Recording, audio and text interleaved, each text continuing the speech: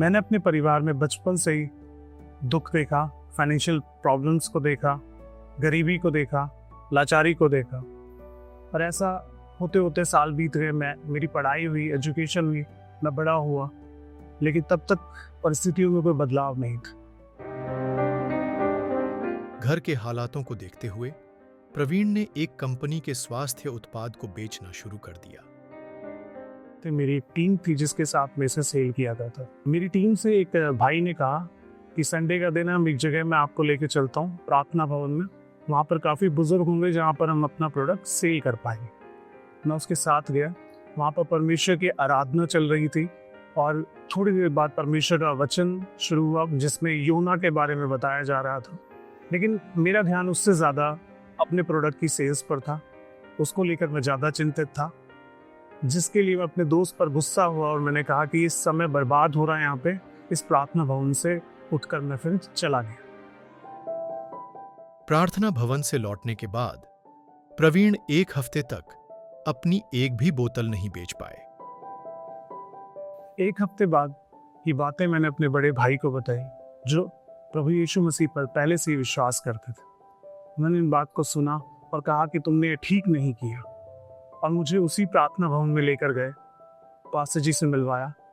उन्होंने बताया कि तुम उसके धर्म और राज्य की खोज करो और ये सब वस्तुएं तुम्हें मिल जाएंगी। फिर उन्होंने मेरे लिए प्रार्थना को किया।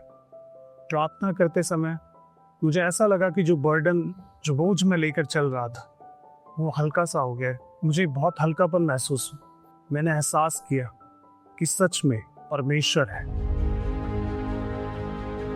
इस प्रार्थना के बाद उनकी जिंदगी को एक नया मोड़ मिल गया। उन्होंने आत्मिक तौर पर परमेश्वर को और अधिक जानना शुरू किया। जैसे जैसे मैं प्रार्थना भवन में जाने लगा, मैंने वहाँ के माहौल को देखा, वचन के माहौल को, आत्मिक गीतों को सुना और वहाँ के लोगों की गवाहियों को सुना। परमेश्वर का मेरा विश्वास बढ़ता गया और कुछ समय के बाद में परमेश्वर की दया से मैंने एक बिजनेस को शुरू किया और वो बिजनेस बहुत अच्छा चला। 2018 तक मैंने खूब पैसा कमाया। मैं आर्थिक हालातों से तो निकल गया, लेकिन पैसा कमाने की धुन में अब परमेश्वर से दूर होता चला गया, और जो आत्मिक जुनून मैं अपने अंदर महसूस किया करता था वो मुझसे कहीं खोस आ गया। कहावत है कि अर्श से फर्श पर आते देर नहीं लगती। प्रवीण की जिंदगी में भी कुछ ऐसा ही हुआ। और अधिक पैसा कमाने के लिए मैंने एक नए बिजनेस की शुरुआत करी। एक क्रिकेट टूर्नामेंट को ऑर्गेनाइज करने के लिए मैंने काफ़ी इन्वेस्टमेंट किया, ग्राउंड को लीज पर लिया, और जैसे ही वो टूर्नामेंट शुरू हुआ 2 हफ्ते बाद लॉकडाउन आ गया, पेंडेमिक आ गया, जिससे मेरा वो बिजनेस ख़त्म हो गया, बर्बाद हो गया, और जो मेरा बिजनेस चल रहा था वो भी बंद हो चुका था। और मेरी परिस्थिति बिल्कुल बदल चुकी थी और मैं आसमान से बिल्कुल ज़मीन पर आकर गिर चुका था। और मेरे पास एक इंश्योरेंस पॉलिसी का पैसा था जिसको मैंने पेंडेमिक के बाद निकाला, और कुछ ऐसे रास्तों पर मैं चलने लगा जो परमेश्वर की नज़रों में ठीक नहीं थे, और मुझ पर 20 से 25 लाख रुपए का कर्ज हो गया। और जब कर्ज हुआ तो मेरे जो मानसिक हालात थे वो बहुत बिगड़ गए, और मैं बहुत टेंशन्स में रहने लगा कि मैं कैसे उस कर्ज को चुका पाऊंगा। परमेश्वर का वचन कहता है कि तुमने मुझे नहीं चुना है, मैंने तुम्हें चुना है। इसी दौरान मेरी वाइफ ने मेरे बेटे को जन्म दी।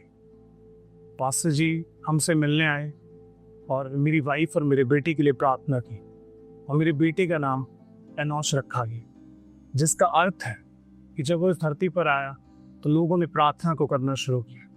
और ऐसा हमारे जीवन में भी होने लगा, और इस अर्थ ने, इस नाम ने मेरे जीवन में काम किया, और मैंने प्रार्थना करनी शुरू की। मैंने पश्चाताप करना शुरू किया। मैंने परमेश्वर के आगे रो रो कर प्रार्थना की और अपनी गलतियों की, अपने गुनाहों की माफ़ी मांगी कि मैं परमेश्वर को छोड़ के पैसे के पीछे जाने लगा। और एक समय ऐसा आया कि मुझे, मेरे मन में फिर से वो शांति जो परमेश्वर ने मुझे पहले भी जीवन में दी थी, फिर से मैंने उसका एहसास किया। जिंदगी के इस दौर में प्रवीण ने परमेश्वर पर भरोसा रखा, और जल्द ही उनकी जिंदगी में बदलाव भी होने लगे। और एक लंबे समय बाद परमेश्वर के अनुग्रह से और परमेश्वर के दास की अगुवाई में मैंने एक बिजनेस को शुरू किया, और एक हॉलीडेज को। और इस बिजनेस को परमेश्वर ने आशीषित किया। 6 महीनों के अंदर हमने बहुत अच्छी सेल्स को किया और जो कर्ज मुझ पर था मैं धीरे धीरे उसको चुकाने लगा। परमेश्वर ने मुझे एक नई राह को दिया जिस पर चल के मैं अपनी मुसीबतों से, अपने कर्जों से निकल सकता था। तो परमेश्वर ने मेरे जीवन को फिर से बदल दिया और आज मेरी ज़िंदगी में कोई तनाव नहीं, मेरा परिवार खुश है और मेरा जीवन बदल गया है। और मैं जानता हूँ कि परमेश्वर हर एक परिस्थितियों से मुझे निकाल सकता है, कि उसने कहा मार्ग, सत्य और जीवन मैं ही हूँ और मैं इस पे विश्वास करता हूँ।